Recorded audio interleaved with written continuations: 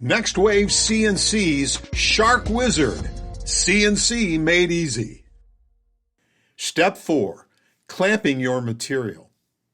To clamp your material, start by sliding each clamp into one of the slots on the machine bed.